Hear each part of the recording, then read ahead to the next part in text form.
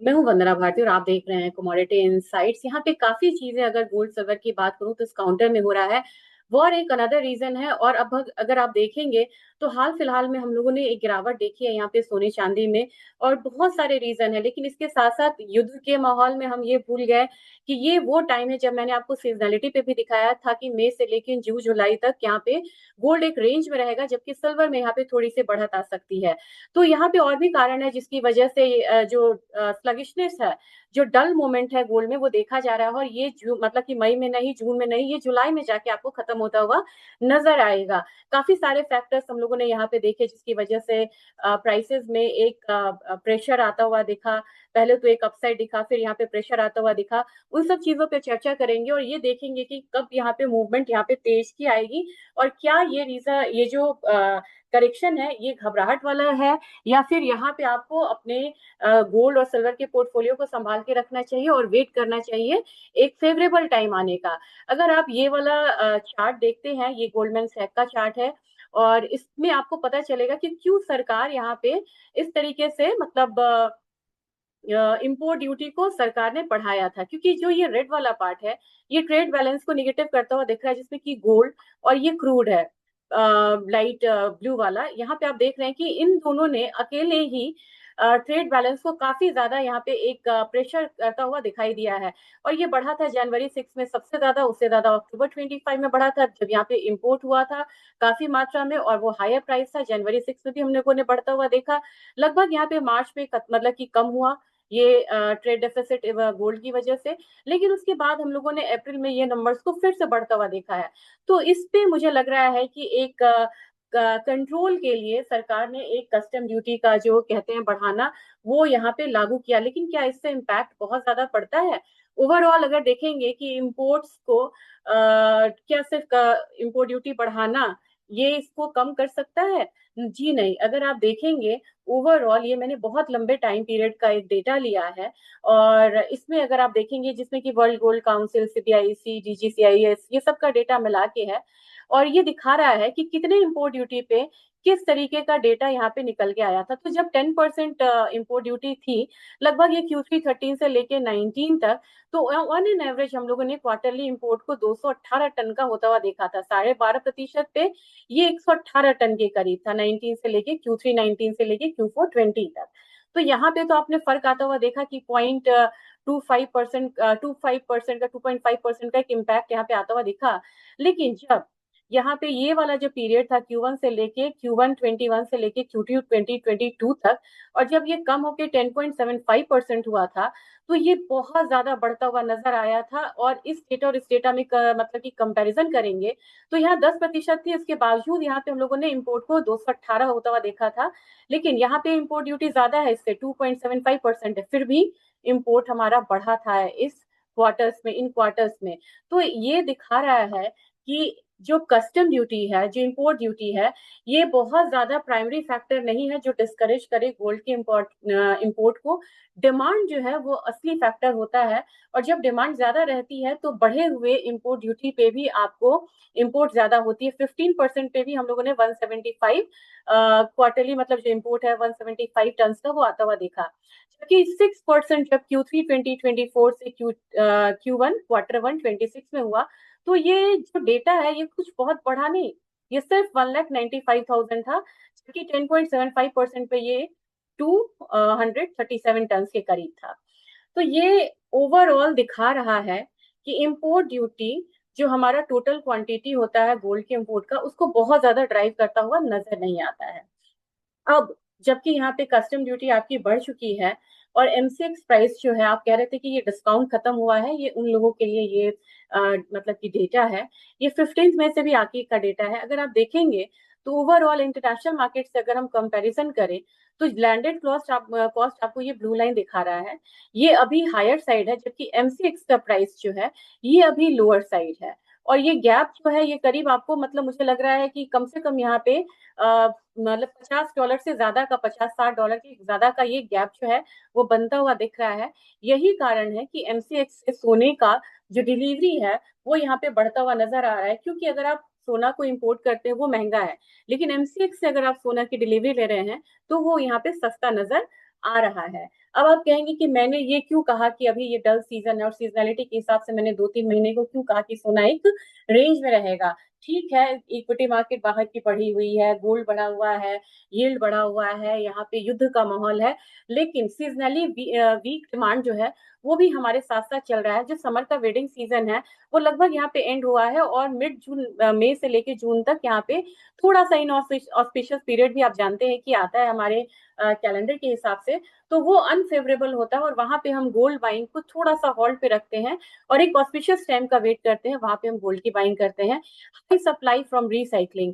अब यहाँ पे 2025 से एक ट्रेंड की शुरुआत हुई है। काफी जो कंज्यूमर्स होते हैं वो अपना सोना ले जाते हैं पुराना, और उसको न्यू पीसेस में यहाँ पे कन्वर्ट करते हैं, और वो रिसाइकल कर रहे हैं। इसकी वजह से भी जो बाकी न्यू मतलब गोल्ड है उसकी बहुत ज्यादा जरूरत नहीं पड़ रही है। Front loading of imports. अब आप कहेंगे ये क्या है? इम्पोर्टर्स ने यहाँ पे पहले से ही इम्पोर्ट करके रखा था, जिसकी वजह से काफी ज्यादा इन्वेंट्री है। तो अभी जो सोने में जो कस्टम ड्यूटी बढ़ी है उसका बहुत ज्यादा इम्पैक्ट आपको सोना पे नहीं मिल रहा है जब आप ज्वेलर्स के पास जाते हैं, क्योंकि आप लोग कहते हैं कि जिस तरीके से इम्पोर्ट ड्यूटी बढ़ी, यहाँ पे रुपया टूटता हुआ नजर आ रहा है, तो अभी भी गोल्ड डिस्काउंट में है, क्या ये बना रहेगा? और गोल्ड डिस्काउंट में क्यों है? इसका बहुत बड़ा कारण है कि हमारे पास इन्वेंट्री ऑलरेडी पड़ी हुई थी। तो ज्वेलर्स जो है वो सारे मतलब जो शॉक्स हैं कस्टम ड्यूटी का, वो अभी कंज्यूमर पे नहीं आने दे रहे हैं, और ऐसे में क्या होता है, उनकी इंडस्ट्री भी चलती है और हमारा भी जो मतलब परचेसिंग पावर है वो बना रहता है। अब आपको ये जो इम्पोर्ट ड्यूटी रिजीम का जो था ये मैंने आपको समझा दिया है, लेकिन अब ये जो डेटा है ये आपको दिखा रहा है कि जब हम कस्टम ड्यूटी बहुत बढ़ा देते हैं तो क्या भारत में सोना आना बंद हो जाता है? जी नहीं, ये ग्रे चैनल्स को बहुत ज्यादा इनकरेज करता है। अगर आप देखेंगे तो ये वाला जो ड्यूरेशन था Q1 13 से लेके Q2 19 तक, ये हमारा 24 क्वार्टर का जो टाइम पीरियड है, इसमें एवरेज क्वार्टरली जो इम्पोर्ट था वो कम से कम इस पीरियड में 218 टन का था, लेकिन अनऑफिशियल इम्पोर्ट यहाँ पे 34 टन का था। ओवरऑल देखेंगे कि पूरे टाइम पीरियड का अगर आप उसमें कैलकुलेशन करेंगे तो 816 टन सोना ऑफिशियल चैनल से मतलब total estimated unofficial import over the period, ये आपको 816 टन के करीब बनता हुआ नजर आया था। तो ये चीज आप देख सकते हैं, जो ग्रे मार्केट से यानी कि स्मगल होके जो सोना है वो बहुत ज्यादा यहाँ पे आना शुरू हो जाता है। तो ओवरऑल अगर आप देखेंगे यहाँ पे भी 43 टन का सोना अनऑफिशियल मतलब कि आया, यहाँ पे 316 टन का सोना था, जबकि यहाँ पे 15% का ड्यूटी बढ़ा। तो जैसे जैसे यहाँ पे ड्यूटी बढ़ती जाती है, तो अनऑफिशियल चैनल से जो सोना आता है ना वो यहाँ पे ज्यादा बढ़ता हुआ नजर आपको आता है। चलिए अब एक बार हम आगे बढ़ते हैं और हम देखते हैं कि क्या हमारी तो मतलब कस्टम ड्यूटी बढ़ गई है, लेकिन क्या यहाँ पे बैंक्स जो हैं वो खरीदना बंद करेंगे, और उन्होंने क्या कहा है सर्वे में। ये WGC सर्वे करते हैं इस तरीके का। अगर आप देखेंगे तो 2019 में यहाँ पे 55% बैंक ने बोला था कि हम सोना खरीदेंगे। जो ब्लू लाइन है उन्होंने कहा था कि जितना स्टॉक है हम उतना ही रखेंगे, और ये जो ग्रे है उन्होंने बोला कि हम बेचेंगे। यहाँ पे 20 में 75% बैंक ने कहा कि हम सोना खरीदेंगे, लेकिन यहाँ से एक राइजिंग ट्रेंड आप देख रहे हैं। 2025 में लगभग 95% बैंक ने कहा कि they will purchase the gold, और सिर्फ यहाँ पे इतने परसेंट मतलब बैंक ने ही कहा, 5% बैंक ने, कि हम यहाँ पे अनचेंज रहेंगे। लेकिन बेचने की बात यहाँ पे कोई भी बैंक नहीं कर रहा है। अब यहाँ पे वो बेच रहे हैं रशिया, चाहे टर्की हो, टर्की ने तो दोबारा भी खरीदा है क्योंकि ये क्राइसिस सिचुएशन है। लेकिन जैसे सिचुएशन यहाँ पे बेहतर होती है तो सोना का जो मतलब सेंट्रल बैंक की जो बाइंग है ये यहाँ पे कंटिन्यू रहेगी। लेकिन सेंट्रल बैंक की बाइंग के बाद आपको ये भी देखना होगा कि बाइंग जो है वो ETF की भी यहाँ पे जबरदस्त होती हुई नजर आ रही है। अगर 2004 से ये डेटा है, लगभग यहाँ से M6 ओपन हुआ था, ये आपको गोल्ड प्राइसेस हैं और ये आपको US डॉलर के टर्म्स में है। ओवरऑल देखेंगे तो जो नॉर्थ अमेरिका है वहां पे ETF की होल्डिंग बहुत स्ट्रांग होती है, ओवरऑल सबसे ज्यादा उनका होता है, फिर यूरोप का होता है।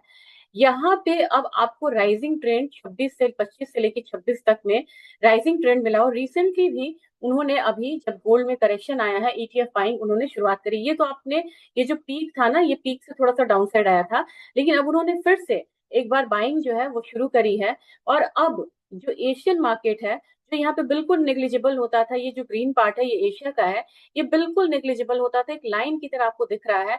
इसकी जो यहाँ पे मतलब मार्केट शेयर है वो बढ़ता हुआ जा रहा है, और एशियन इकोनॉमी में इंक्लूडिंग इंडिया यहाँ पे ETF बाइंग जो है वो बढ़ती हुई नजर आ रही है।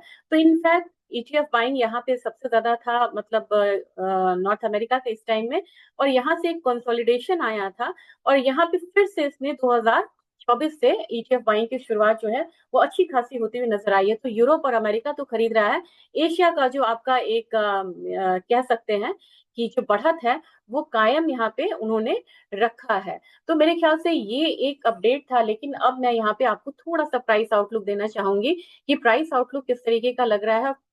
कोशिश करूंगी कि गोल्ड सिल्वर अपने बाजार की बात करें, क्योंकि अपने बाजार में हमें यहाँ पे ध्यान देना है।